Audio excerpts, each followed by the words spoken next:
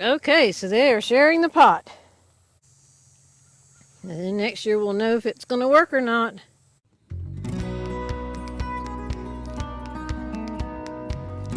Howdy folks, how are you all doing? I am Martha here at Hershberger's Miracle Homestead.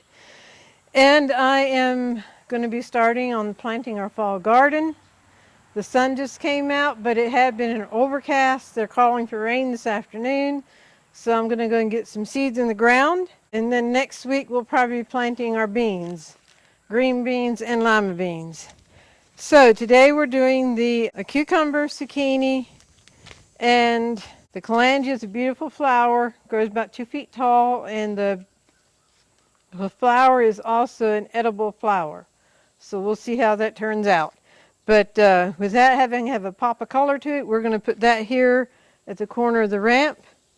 And then the zucchini squash, I don't know how they'll do with the fall, or the cucumbers, but what we've heard, different people that have fall gardens, they say they like it a lot better. You come out evenings to work and it's not the buggy insects to deal with. So we'll just see how it goes. My handy dandy wagon here with me.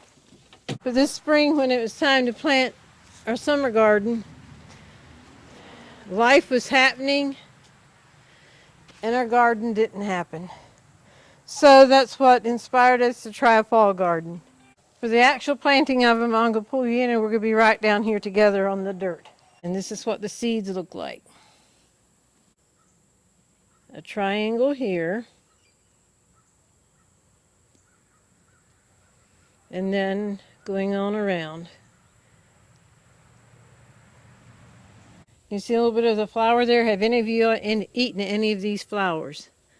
They said it's a wonderful addition to a salad. So we shall see. Won't take much of a covering for a 1/4 to 1/2 inch.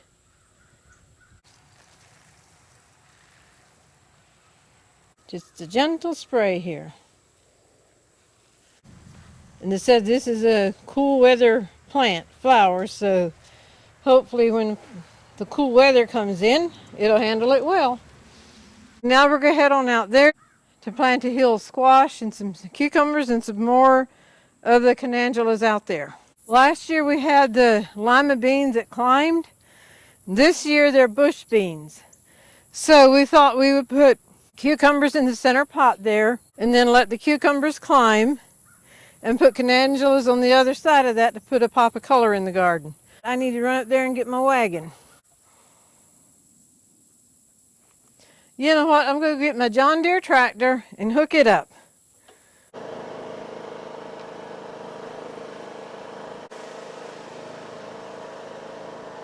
Since I qualify for senior discounts at places, I thought I also qualify for the convenience of pulling this thing around with the lawnmower. And now I get it as close as I can to where I'm going to be working, which is right here. Just to work this dirt here loose a little bit. These containers are designed for self-wicking, and I need to add fertilizer, and then we'll put dirt and then plant. As the vegetables and flowers mature and the roots get deeper, when they need the fertilizer that's down bottom here to help produce flowers, help produce fruit, vegetables, then the fertilizer's down there waiting on them. And what else is so significant about the self-wicking? It's designed to have a water reservoir at the bottom. You can come out and water it from the top and fill the reservoir, and then the reservoir will hold it over longer than if it's just from the top, because the water down there, we use corrugated piping at the bottom there. And we have a video on how to assemble one of these, and I can link that at the end of the video. I will pull you in and we will get busy. This is Sustain, Sea Mineral, Epsom salt, and limestone. We'll just empty the bag out and call that good enough. And like I said, I do have a video on this, how to assemble these together, and then how much of this stuff to put in. We'll just cover this up. I forgot I have to shovel this amount of dirt, otherwise I could have brought a bucket. But this scoop is getting the job done, just a little slower, that's all. The flowers we're going to put on this side so it's facing the road.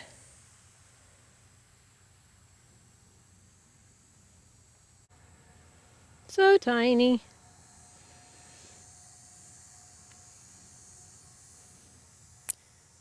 I'm going to go and put 2 or 3 in each one. A row for the cucumbers. We don't need a lot of cucumbers, just enough for fresh eating. So we thought we'd plant them in the back here and then they can climb up both ways on the trellis. Now the cucumber seed.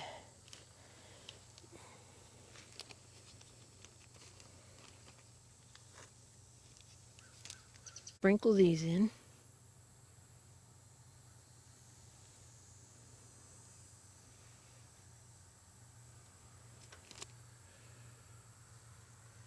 That might be too thick, I don't know, but it wasn't that many seeds in this one, so. Okay. Yes, it's way too thick. I'm reading here, plant 18 to 24 inches apart. And then cover seeds 1/2 inch. So early spring or early fall. Why don't I do this? I'm just going to move a plant. A couple plants there. Or a couple seeds, rather. And I don't know if that's going to work or not with the... This is an experiment, okay? Won't know until we try, right? Okay, so they are sharing the pot. I'll put my glove on and just cover them up.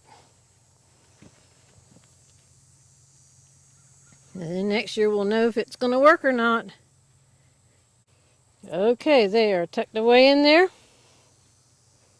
And since the next place we're going is on the other side of this garden spot, I will get the water hose and go ahead and water that. Shower, and that's what we're looking for. There again, the water, the hose that was in the sun, that water was hot. So I got all that hot water out of here. And now we can water this. This pot here is the one we're going to be putting a hill of squash in. So, there's some grass to pull out. And there again, I need to put, just throw some of this in the wagon because I need to put fertilizer here. Back here are sweet potatoes that we started from our sweet potatoes last year. And the center one there is not self-wicking. It had holes in the it had holes at the bottom of the container. So I thought, well, I'll just go ahead and plant it and keep it watered. But the ones that are in the self-wicking do look better. So anyway.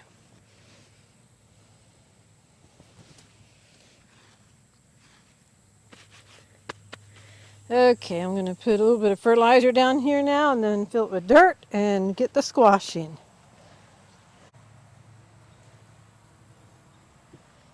Okay, that was Epsom salt, a little bit of sea mineral, lime, and sustain.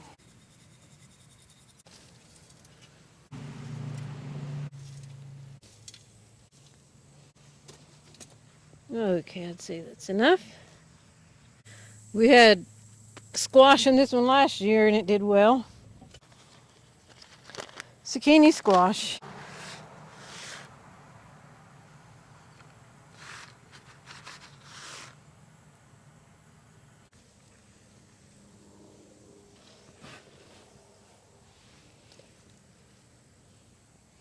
You may wonder how we get water to the bottom of the containers in the self-wicking. See the container over there, the PVC, well right here. The PVC pipe coming up. Take this off, put your water down through there, and it goes down to the corrugated piping. Like I said, we have a video on how to assemble one of these, and I will add a link to that. Okay, I have one other pot back here that I think may work for a squash plant. This is the volunteer petunia that came. Just to slide some of this dirt to the side. Put a little bit of fertilizer stuff down in the center. Call that good enough. What I did this time is just put it all in here together.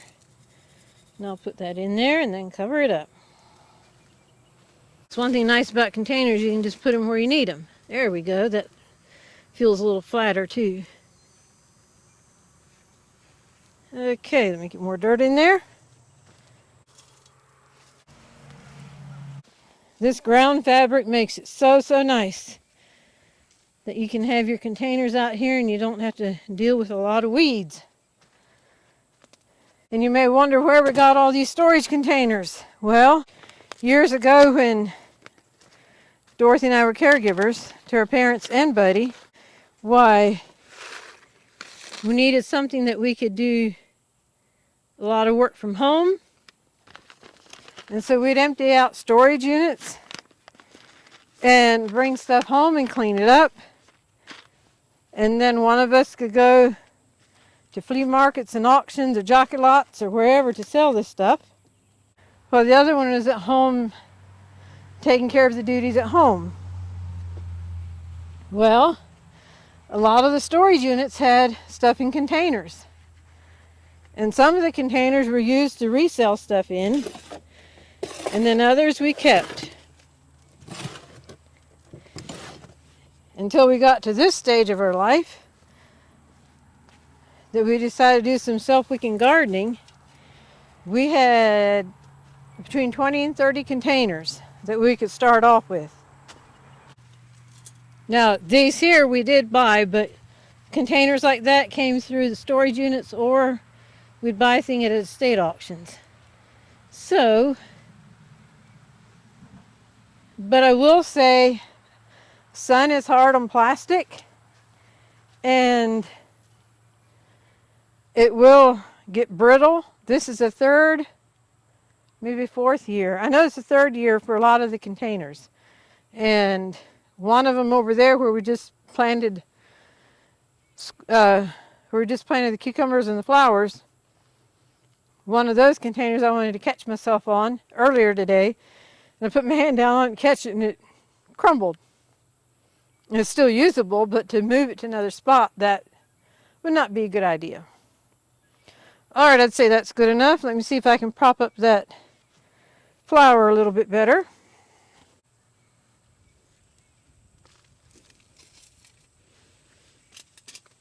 I like to have it up so that folks can see it from the road and we can see it better from the house. Yeah, if you're going to fall over, you need to come over this way. There you go. Yeah, pick your head up high. You were a volunteer, so let the world see you. Okay. Good enough. Okay, give that a good water.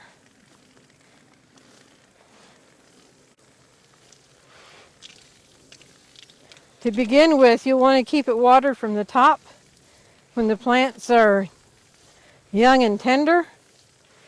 And then, as I say, as they mature and the roots start going down, there's fertilizer down there waiting for them.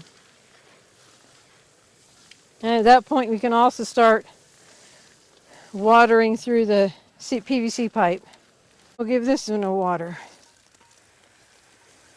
This wraps it up for the planting we're doing today. The green beans, contender green beans, and the lima beans, Ford Hook lima beans, will be going in probably next week. So, now I'm going to pull the John Deere around, hook it up to the wagon, and pull the wagon up to the garage.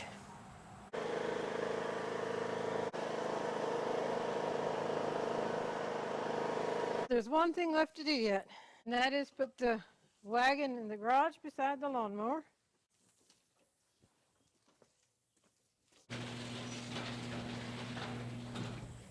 Well, that wraps it up for this time. I'm ready to go in the house and get hydrated. I'd say some good water will do that job.